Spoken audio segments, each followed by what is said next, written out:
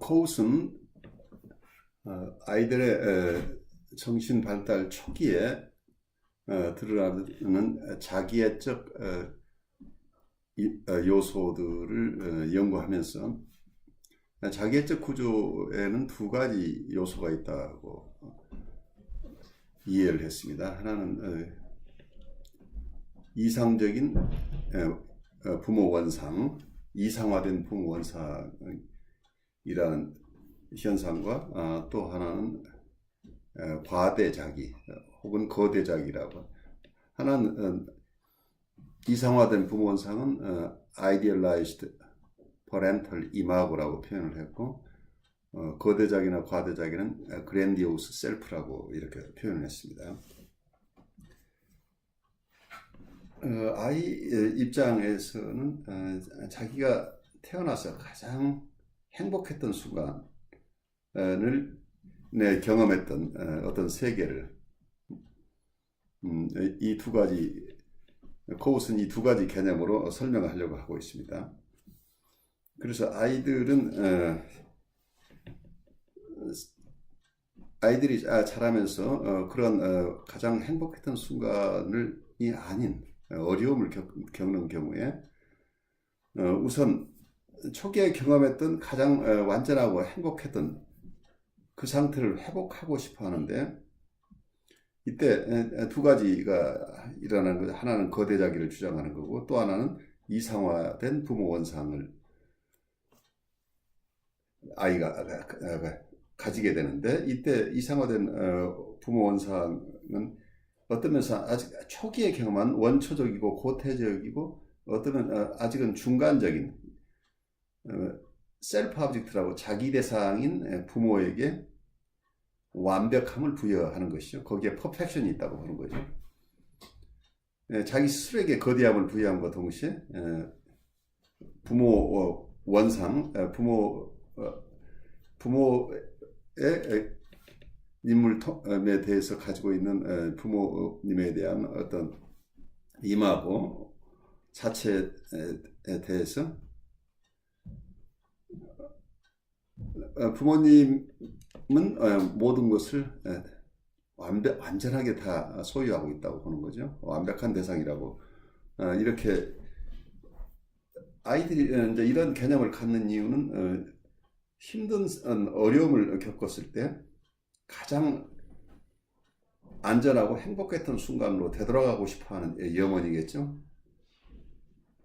그렇다면 이러한 이상화된 부모 원상은 아까 또 하나는 거대자기, 이런 것들이 아이 시절에 가지고 있는 원초적인 자기애인데, 이 자기애를 극복하지 못한 많은 분들을 만나게 되는데, 어떻게 하면 이 자기애를 극복할 것인가 하는 것이, 우선 치료자로서는 어떤 분은 이 자기애를 극복하고 현실적인 삶을 잘 살아낼 수 있고, 건강한 자아 이상을 가지고, 그리고 또 자기 하는 일을 열심히 보람 있게 야망을 가지고 추구하는 이렇게 건강한 상태까지 발달한 분과, 그렇지 못하고 어린 시절에 가졌던 당초의 나르시스틱한 자기애적인 이 구조를 그대로 가지고 있어서 성인들의 사회에 섞이지 못하는 분들을 어떻게 도와줄 것인가, 그리고 이분들은 어떤 부분에서 어려움이 있어서 실제로 어린 시절에 이 자기애로부터 더 이상 성장하지 못했는가를 우리가 이해하는 게 굉장히 중요한데, 코웃은 어떤 이상화하는 자기애에 대해서 좀 살펴봤는데, 이상화 대상을 아이에게는 이상화 대상이 굉장히 중요한데, 아이 스스로가 궁극적으로 이상화, 아이디얼라이제이션을 자기 것으로 다 찾아가야 하는데, 이걸 더 찾아가지 않을 때는 자기가 온전한 상태를 느끼기 위해서는 외부에 있는 이상화된 대상을 끊임없이 추구할 수밖에 없다는 거죠. 그래서 자기 안에 이상화 요소가 자기 안에 빌드업 돼야 되는데, 자기 안에 수립이 돼야 되는데, 거기에 실패한다는 거죠. 이 얘기는 그것이 계속해서 강조하는 우리의 심리 구조 문제죠. 우리 안에 영구적인 자기의 이상화하는 자기애라고 하는 게 아이디얼라이징 나르시시즘 이거 자체가 재내재화, 자기 안에 다시 내재화됨으로써 심리 구조가 형성된다고 보는 거죠.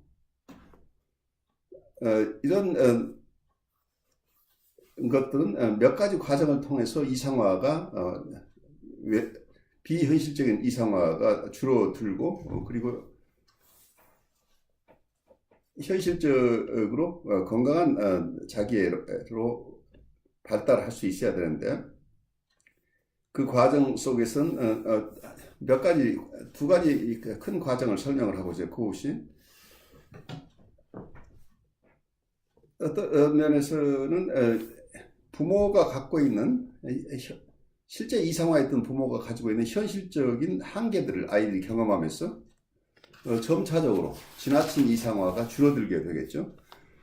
그래서 부모에게 투하했던 이상화가 아이의 사이키가, 심리가, 아이의 정신이 부모가 모든 것을 온전하게 다 갖추고 있다고 생각하는 그 지점이 일정 부분 감소되게 된다는 얘기죠. 실질적으로 부모님의 어떤 한계를 가진 분이라는 것을 이해하게 되면서죠. 이러한 현상을 코우시 1963년에 쓴 논문에서 대상을 통한 경로, 패시지 뚜루 리 아브젝트라는 용어를 썼는데, 아주 독특한 용어를 쓰면서 어떤 이상화가 감소한다는 거죠. 왜냐하면 이렇게 이해하면 되겠죠. 원래 자기 안에 있던 자기애가 부모님에게 투하된 거죠. 그래서 부모님에게 투하됐던 이상화를 다시 자기 안에 가져와야 되는데, 이 과정 속에서 실제 부모님 자체가 아이가 처음 생각했던 것처럼 완벽한 분이 아니기 때문에 일정 부분 이상화가 감소된다는 얘기죠. 그래서 이상화가 감소됨과 동시에 아이는 이 과정 속에서 이러한 대상과의 접촉, 대상을 통과하는 과정 속에 대상과의 접촉, 그리고 대상을 통한 자기의 어떤 재내조화라는 이런 과정을 거치면서 부모의 정서적 태도와 반응들이 각각 다르기 때문에 이러한 부모님의 정서적 태도나 반응에 기초한 부모님의 구체적인 특질들을 또한 내재화한다 보는 거죠. 이상화 자체도 감소하면서 또 하나는 어떤 부모님이 실제로 가지고 있는 특질들도 함께 내재화하게 된다. 내면 인터널라이제이션이 된다고 보고 있고, 또 하나 1917년에 프로이드가 애도 과정에서 설명했던 어떤 애도 과정의 이론과 유사한 이론을 코웃은 변형적 내재화라는 용어를 사용하면서 우리 안에 심리 구조가 형성되는 것을 또 다른 쪽으로 설명하고 있습니다. 이걸 Transmuting Internalization이라고 이렇게 부르고 있는데, 이게 심리 구조 형성을 설명해주고 있는 이론인데, 프로이드에 의하면 우리의 심리 구조는 어떤 상실이 있고 난 상실 경험 뒤에 심리 구조가 발달한다 라는 이런 이론을 프로이드가 우리에게 제시했습니다. 그래서 이 심리 구조는 상실된 대상에게 투자된 리비도가 철수하면서 무의식에 속하는 기억의 형태로 내재화 되는데 이때 심리 구조가 발달한다 이렇게 얘기를 하고 있습니다. 그래서 우리의 리비도를 투자했던 대상, 우리가 사랑했던 대상을 상실하는 경우에 상실된 대상은 기억 속에 저장되고 상실된 대상이 가지고 있던 특질이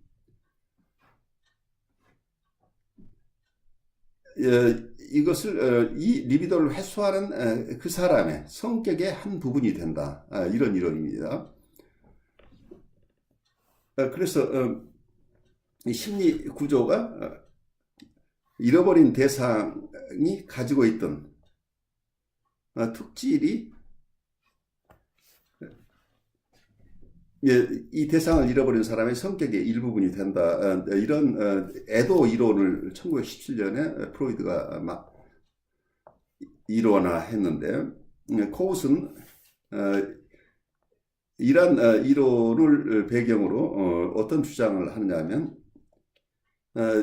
코웃이 얘기하면 심리 구조가 발달하는 것은 양육자에 대한 이상화가 점진적으로 철회되는 것을 통해서 이루어진다 이렇게 봅니다. 그래서 이상화가 점점 철회되면서 심리 구조가 발달하는데 이런 내재화는 전에 이상화됐던 대상, 이전에 이상화했던 대상이 수행하던 어떤 심리 기능을 떠맡을 새로운 구조를 창조한다 이렇게 봅니다.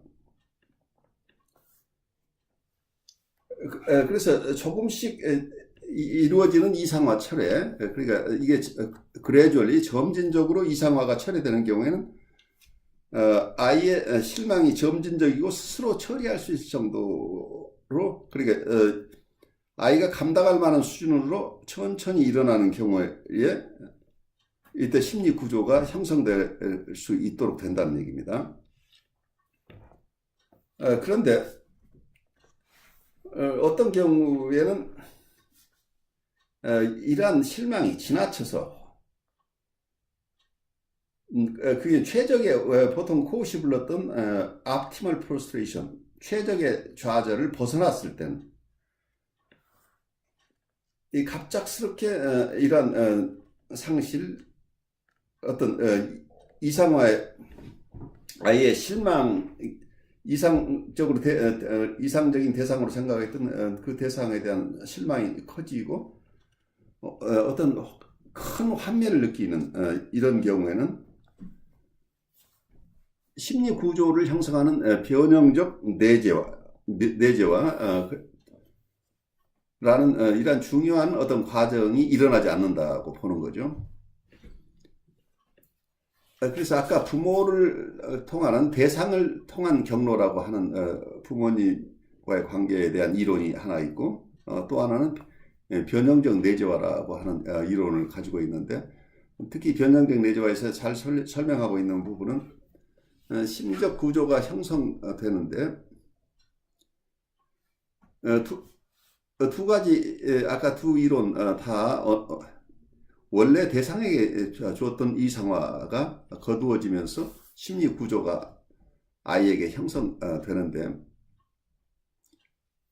이 점차적인 어떤 실망을 통해서 리비도의 회수가 서서히 일어나는 경우는 아이의 심리 구조를 형성하는 데 도움이 되지만, 이게 트라우마틱하게 어떤 외상이 되는 갑작스러운 어떤 철회, 어떤 사랑의 철회가 일어나거나 대상을 상실해버리거나 준비되지 않은 상태에서 아이가 큰 환멸을 느끼는 경우, 그래서 최적의 좌절선을 넘어서 상처로 경험하는 사건이 일어났다고 한다면 아이는 이때 변형적 내재화가 불가능해진다는 얘기죠. 그리고 아까 부모 대상과의 관계에서 일어나는 점차적인 부모의 특질을 담는 과정이랄지, 이 두 가지 이론이 어떤 면에서는 코웃이 초기에는 대상을 통한 경로라는 이론을 더 강조했지만 이후에는 변형적 내재화라는 트랜스뮤팅 인터널라이제이션을 가지고 더 설명을 하려고 애를 썼습니다. 어쨌든 이 두 가지 이론 중에 가장 중요한 것은 아이들이 이상화됐던 대상, 이상화했던 부모님과의 관계에서 너무 지나친 충격이 가는 이런 사건을 경험하는 것. 그래서 외상을 경험하는 과거를 갖게 되면 자기 안에 이상화를 가져와야 되는, 그리고 자기 안에 부모님의 가지고 있는 특질들을 잘 닮아와야 되는데 이런 과정들이 일어나지 않고 어린 시절에 가졌던 어린 시절 초기에 가지고 있던 이상화된 부모 원상을 그대로 가지고 있다는 거죠. 이게 누그러지지 않고 그 이상화가 누그러지지 않고 어린 시절에 이상화된 부모 원상을 가지고 있다는 것은 어떤 의미가 있냐면 자기 심리 구조가 발달하지 않았기 때문에 계속해서 외부에서 이런 특질을 자기를 돌봐줄, 자기가 이상화할 만한 대상을 외부에서 계속 찾게 된다는 거죠. 그리고 자기 심리 구조로 해결하지 못하고 외부의 대상을 의존하는 이런 상황이 되기 때문에 이분들의 어려움은 계속되는 것이죠.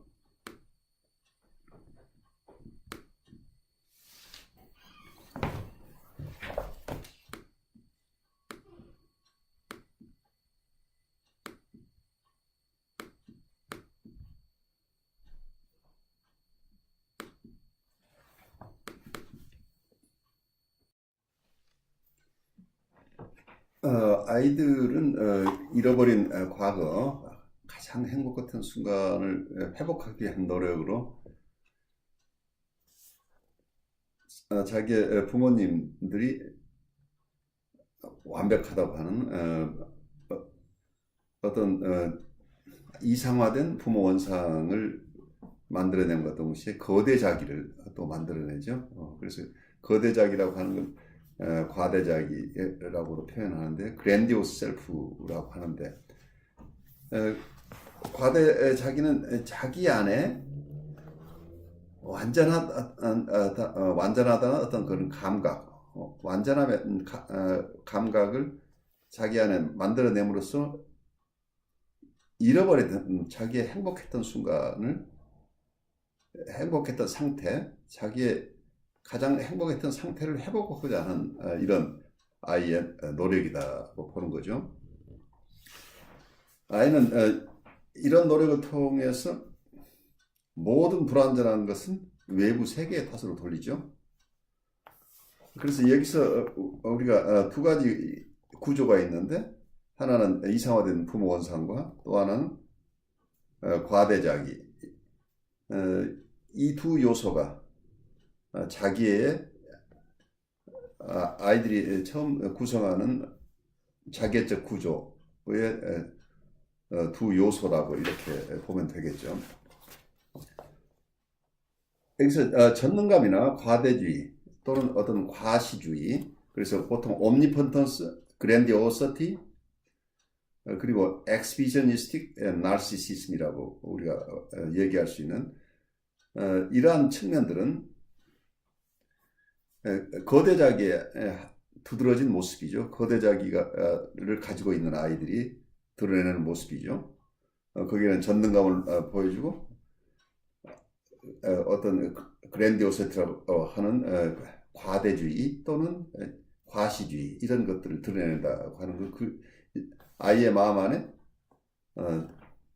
거대자기가 그랜디오스 셀프가 자리 잡고 있다는 것이죠.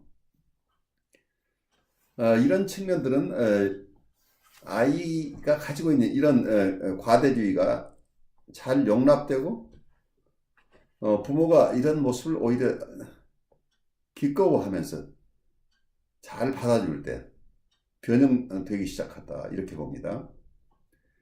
과대자기가 비현실적이지만 아이에게는 굉장히 필요한 건데 그러한 과정을 부모님이 잘 이해하고 과대자기를 드러내는, 전능감을 드러내고 과시적인 모습을 보이는 아이의 발달 과정을 잘 인식하고 그것을 있는 그대로 수용해주는 부모님이 있을 때, 실제로는 이러한 지나친 과대주의가 변형되기 시작한다고 봅니다.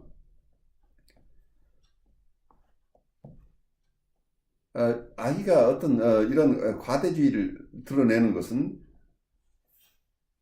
그리고 과대주의를 드러내고 전능감을 드러내고 하는 것은 부모님으로부터 어떤 반응을 바라는 건데,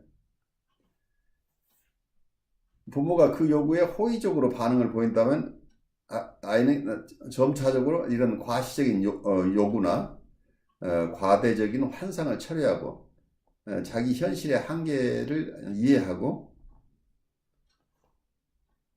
현실적 자존감이나 그리고 현실적인 기능, 어떤 실질적인 기능을 얻고 현실적인 자존감을 가짐으로써 즐거움을